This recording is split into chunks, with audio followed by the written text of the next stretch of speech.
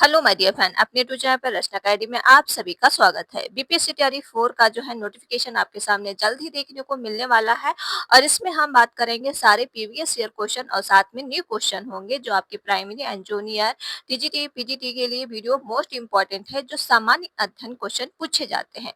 इसमें आपके होंगे सामान्य जागरूकता, भूगोल, सामान्य विज्ञान एंड भारतीय राष्ट्रीय आंदोलन के क्वेश्चन होंगे। ओके, प्रीवियस ईयर क्वेश्चन होंगे और कुछ न्यू क्वेश्चन होंगे। ये क्लास आपकी सेकंड है, जिसने पहली क्लास नहीं देखा वो क्लास जरूर देखिएगा, आपके लिए मोस्ट इंपॉर्टेंट है। ये सिलेबस आपका जो है 60 से 70% कवर करता है। ठीक है, अगर आप जो डेली हम क्लासेस आपको कराएंगे, ये आपकी जो ये बुक हम आपके लिए लेके आए हैं जो इसमें प्रीवियस और न्यू क्वेश्चन है, तो ये बुक आपकी 15 दिन में हम खत्म करवा देंगे। तो आपका 60 से 70% सिलेबस यहीं से कवर हो जाएगा और जो टारगेट मैंने रखा 100। ठीक है, और जो थ्योरी क्लास हम कराते हैं वो आप प्लेलिस्ट बनी है, वहां से जाके आप थ्योरी क्लासेस देख सकते हो। तो चलिए फिर स्टार्ट करते हैं। एंड वीडियो आप लोग क्या है, शेयर कर दो, लाइक एंड चैनल को सब्सक्राइब जरूर कर लो अगर चैनल पर पहली बार विजिट कर रहे हैं। चलते हैं क्वेश्चन पे। क्वेश्चन आपके सामने हो जाएगा मध्यकालीन के इतिहास के क्वेश्चन। ठीक, इससे रिलेटेड जितने एग्जाम में क्वेश्चन पूछे गए सारे क्वेश्चन होंगे, फिर आगे उसी के आगे हम कंटिन्यू रखेंगे। ठीक है, तो पहला आंसर इसका बताइए, राइट आंसर क्या है। पहला क्वेश्चन दिया है, इनमें से किसने भारत में फारसी त्योहार नौरोज की शुरुआत की है। तो बताइए इसका राइट आंसर क्या है। भारत में फारसी त्योहार नौरोज की शुरुआत किसने की है।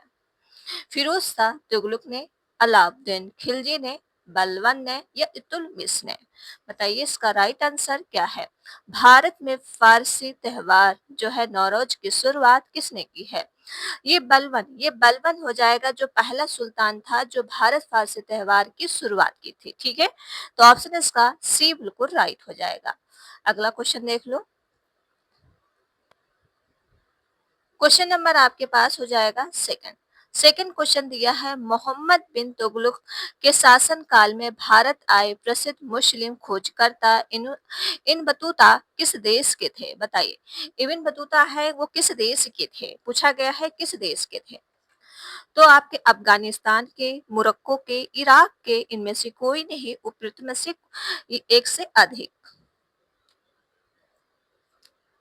बताइए इसका राइट आंसर क्या है, बताओ बताओ जल्दी। कमेंट में आंसर जरूर दिया करो, इससे आपका क्या है, रिवीजन हो जाएगा और चीजें लॉन्ग टाइम आपके स्टोर भी हो जाती हैं। ठीक है, तो बताइए, मोहम्मद बिन तुगलक के शासनकाल में भारत आए प्रसिद्ध मुस्लिम खोजकर्ता इब्न बतूता किस देश के थे। तो इब्न बतूता किस देश के थे, ये आपके मोरक्को देश के थे। किस देश के थे, याद रखो, मोरक्को देश के थे। ठीक है, चलिए अलग करते हैं क्वेश्चन। क्वेश्चन नंबर आपके पास अगर ये भी पूछ लिया जाए कि खोजकर्ता यात्री कौन थे, तो बतूता अफ्रीका मोरक्को के निवासी भी था। ठीक, ये कहाँ का निवासी था, मोरक्को अफ्रीका का निवासी था। ठीक है, तो ये भी आप याद रखिएगा। अगला क्वेश्चन आपके पास हो जाएगा थर्ड। थर्ड क्वेश्चन दिया है, मैथिली भाषा का विकास निम्नलिखित में से किसके शासनकाल के दौर शुरू हुआ। तो किसके दौरान शुरू हुआ था, चोरो राजवंश के द्वारा या ओइन्युआर राजवंश या कर्नाटक राजवंश या पथपति। बताइए इसका राइट आंसर क्या हो जाएगा। मैथिली भाषा की शुरुआत जो है निम्नलिखित में से किसके शासन के दौरान शुरू हुई थी। बताइए शासनकाल किसके दौरान शुरू हुआ था। तो ये हो जाएगा कर्नाटक राजवंश के द्वारा जो है इसे शुरू किया गया था। अगर पूछ लिया जाए ये किसने कब शुरू हुआ था, अवधि क्या थी, तो याद रखो 1206 से और 1526 तक ये चली। ठीक है, तो डॉक्टर राम प्रसाद जो है शर्मा, ये मैथिली विकास के सबसे अच्छी अवधि थी। ठीक, ये कौन थे, इसकी मैथिली भाषा किसकी थी ये, तो डॉक्टर राम प्रकाश शर्मा। ठीक है, तो याद रखिएगा इनका नाम भी। और अगर पूछा शासनकाल के दौरान कौन शुरू किया, तो कर्नाटक राजवंश जो 1206 से और 1526 तक चला। ओके, तो इसका राइट आंसर आप याद रखिएगा। अगला क्वेश्चन कर लेते हैं। क्वेश्चन नंबर आपके पास हो जाएगा फोर्थ। नाम पथियों, सिद्धों और योगियों के भक्ति धर्म के किस क्षेत्र में लोकप्रिय बनाया। तो किसे लोकप्रिय बनाया, उत्तर भारत, पूर्व भारत, दक्षिण भारत या पश्चिम भारत। बताइए इसका राइट आंसर क्या हो जाएगा।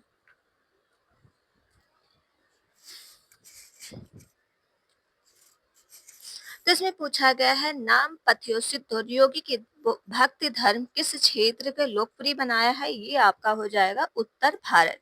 ऑप्शन इसका हो जाएगा आपका जो है फर्स्ट, बिल्कुल राइट है। अलग क्वेश्चन कर लेते हैं। अगला क्वेश्चन देखिए, क्वेश्चन नंबर आपके पास 5 हो जाएगा। 5 का राइट आंसर बता दो कमेंट में क्या हो जाएगा। बताइए इसका राइट आंसर। ये मुगल साम्राज्य से क्वेश्चन है जो संस्कृत और कला से क्वेश्चन पूछे जाते हैं। बताइए इसका। फुतहत ए आलमगीरी किसके द्वारा लिखी गई है? मतलब ये जो पूछा गया है फुतहत ए आलमगीरी किसके द्वारा लिखी गई है? ईश्वरदास नागर के, या भीमसेन, या हरिदास, या इनमें से कोई नहीं। बताइए इसका राइट आंसर क्या है। फुत फुतहात ए आलमगीरी किसके द्वारा ये लिखी गई है? ये हो जाएगा आपका जो है ईश्वर दास नागर के द्वारा ये लिखी गई है। ठीक है, तो याद रखिए किसके द्वारा लिखी गई है? ईश्वर दास नागर के द्वारा। और ये कब लिखी गई थी? तो याद रखिए इसका डेट 1698 के ईस्वी में लिखा गया था और औरंगजेब के शासन काल में कुछ इसकी महत्वपूर्ण घटनाएं के बारे में लिखा गया था। ठीक, जब औरंगजेब का शासन काल चला था उसकी घटनाएं इस पुस्तक में लिखी हुई हैं। ये कब हुआ था? तो आप याद रखिए 16 क्या है 1698। ठीक है, तो याद रखिएगा। अगला क्वेश्चन करते हैं। क्वेश्चन नंबर आपके पास हो जाएगा 6। निम्नलिखित में से किस बंदरगाह का मुग मुगल काल के दौरान बाबुल मक्का या मक्का का द्वार कहा जाता है? तो बताइए इसका क्या राइट आंसर हो जाएगा। बताइए निम्नलिखित में से किस बंदरगाह को मुगल काल के दौरान बाबुल मक्का या मक्का का द्वार कहा जाता है? ये हो जाएगा कालीकट, या सूरत, या काम्बे, या फिर ब्रोंच। तो इसका राइट आंसर आपका हो जाएगा सूरत। ऑप्शन क्या हो जाएगा इसका? बी बिल्कुल राइट हो जाएगा। ठीक है, सूरत। अगला क्वेश्चन कर लो। क्वेश्चन नंबर आपके पास हो जाएगा 7 क्वेश्चन दिया हुआ है। निम्नलिखित में से कथनों पर विचार कीजिए। आपके ये कथन दिए हुए हैं। जैसे पहला क्वेश्चन आपके सामने भारत में बाबर के आगमन का के कारण क्या है? और जो भारत में बाबर आया था उसके कारण पूछ रहे हैं क्या है। पहला आपका कारण हो जाएगा क्या हो जाएगा? देखिए उप महाद्वीप के बारूद का आगमन हुआ। ऐसा तो नहीं था कि उप महाद्वीप बारूद का आगमन हुआ हो। क्षेत्र के वास्तुकला और मेहराब की गुंबद से परिचय हुआ हो, ऐसा भी नहीं हुआ है। प्रदेश में क्या है तैमूरिड राजवंश की स्थापना हुई, बिल्कुल। और युद्धों के तोपों की शुरुआत भी की गई। ठीक, इसमें से पूछा गया था कौन सा सही है। तो आपके 3 और 4 चौथा सही है। तो ऑप्शन आपका सी बिल्कुल राइट हो जाएगा। अगर पूछ लिया जाए बाबर का जन्म कब हुआ था, तो भाई याद रखिएगा कई बार ये पूछा जाता है बाबर का जन्म तो 14 फरवरी 1483। क्या हो जाएगा? 14 फरवरी 14 फरवरी और 1483 में इनका जन्म हुआ था बाबर का। ठीक है, अगला क्वेश्चन करो। क्वेश्चन नंबर आपके पास हो जाएगा 8 का राइट आंसर बता दो क्या है।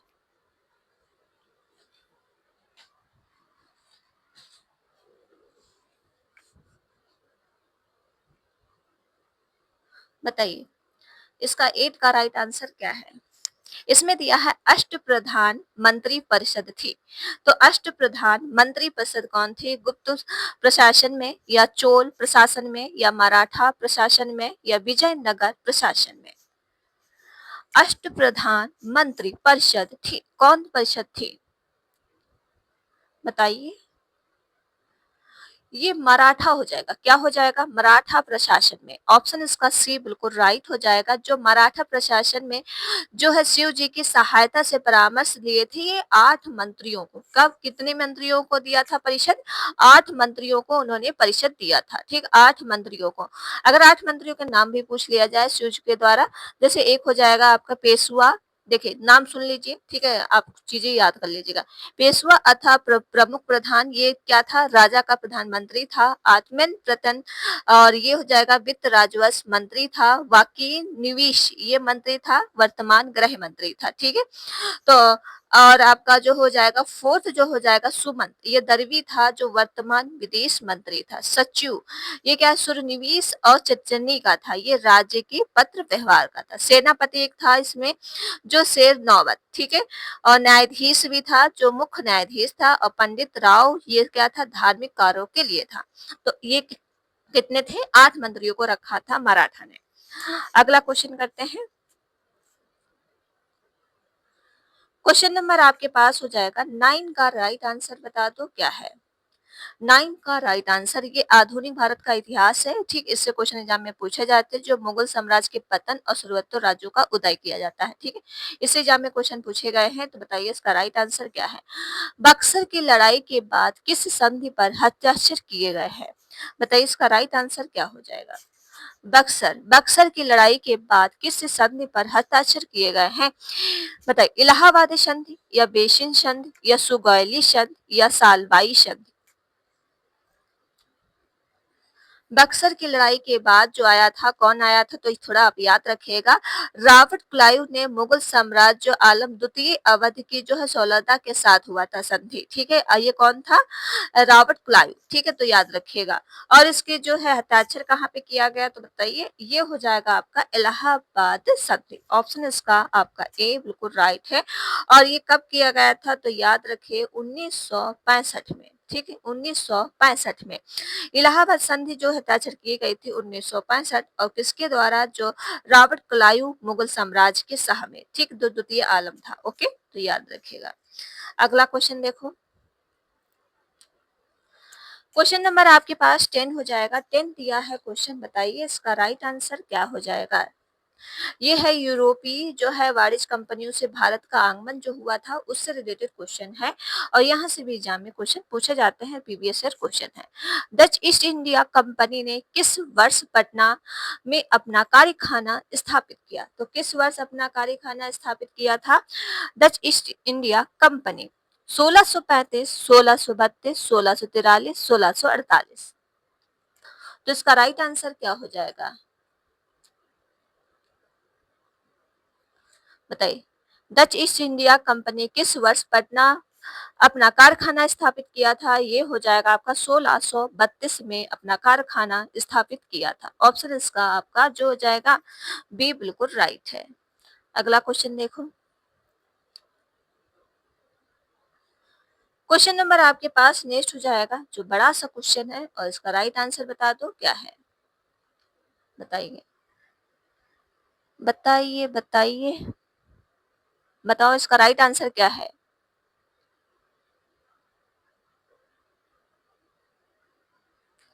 इसमें दिया है निम्नलिखित में से ब्रिटिश शासन के दौरान भारतवर्ष के अंतर्गत नवीनीकरण का मुख्य कारण था। तो मुख्य कारण कौन सा था, नवीनीकरण के द्वारा बताना है। रेलवे मार्गों को खतरों में स्पीलर की मांग को पूरा करना या शाही नौसेना के लिए इमारती लकड़ी को आपूर्ति करना। ठीक, नियोजित वनों की मांग को पूरा करना तथा चाय कॉफी वृक्षारोपण करना। या फिर हो जाएगा विस्तारित खेती की मांग को पूरा करने के लिए भूमि उन्नति करना। उपयुक्त से एक से अधिक, उपयुक्त में से कोई नहीं। तो ब्रिटिश शासन के दौरान भारतवर्ष के निवीनीकरण का मुख्य कारण क्या था। तो देखिए ब्रिटिश शासन के दौरान जो मुख्य कारण था ये विस्तृत खेती की मांग को पूरा करने के लिए भूमि को उन्नति करना था। ठीक है, तो ऑप्शन इसका हो जाएगा आपका क्या हो जाएगा, आपका सी बिल्कुल राइट हो जाएगा। और चलते हैं अगले क्वेश्चन पे। और वीडियो को आप लोग शेयर कर दो, लाइक एंड चैनल को सब्सक्राइब जरूर कर लो अगर चैनल पर पहली बार विजिट कर रहे हैं। अब क्वेश्चन हम देखेंगे 1857 का विद्रोह। यह देखिए आपका प्रीवियस क्वेश्चन पूछा गया टियर 2 में जो आपके पूछा गया है पेपर। ठीक है, तो आप ये चीजें याद रखिएगा, क्वेश्चन एग्जाम में पूछे जाते हैं। निम्नलिखित में से किस तिथि को रानी विक्टोरिया की क्या है उद्घोषणा जारी हुई है। बताइए इसका राइट आंसर क्या है।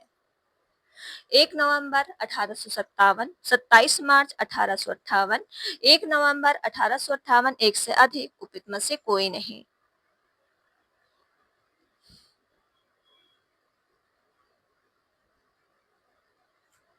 बताइए निम्नलिखित में से किस तिथि को रानी विक्टोरिया की उद्घोषणा जारी की है।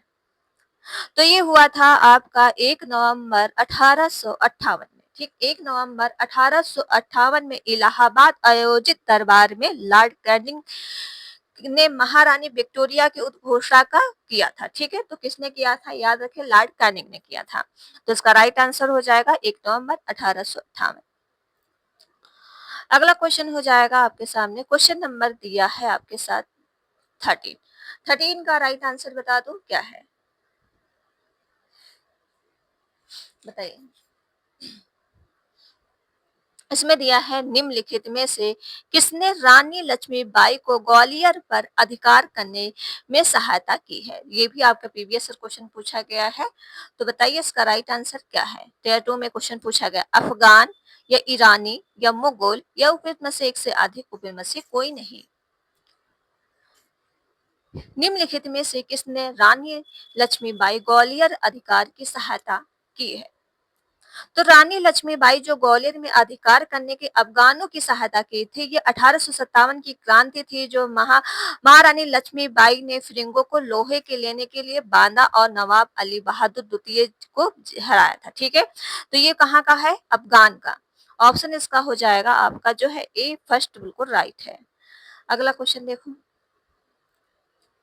क्वेश्चन नंबर आपके पास 14 हो जाएगा, 1857 के विद्रोह को किसके द्वारा पहली बार प्रथम भारतीय स्वतंत्र संग्राम के रूप में वर्णित किया गया था।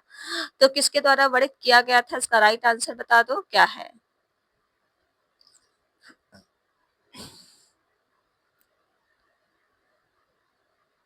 1857 की आपकी स्टोरी हमने अब सब चीजें करा दिया है और ये आपका जो है प्लेलिस्ट बनी है, तो वहां से चीजें आप दे सकते हो। ये आपका हो जाएगा डीवी सोवाकर, ठीक है। क्या हो जाएगा, डीवी सोवाकर। ऑप्शन इसका आपका फर्स्ट बिल्कुल राइट हो जाएगा। अगला क्वेश्चन देख लो। चलिए, क्वेश्चन आज मैंने कितने लिए थे, 14 ही क्वेश्चन लिए थे जो आपके लिए मोस्ट इंपॉर्टेंट क्वेश्चन थे और प्रीवियस ईयर क्वेश्चन थे जो आपके लिए सिर्फ हम प्रैक्टिस करवा रहे हैं। थ्योरी क्लासेस हम करा चुके हैं, थ्योरी आप देख लीजिएगा।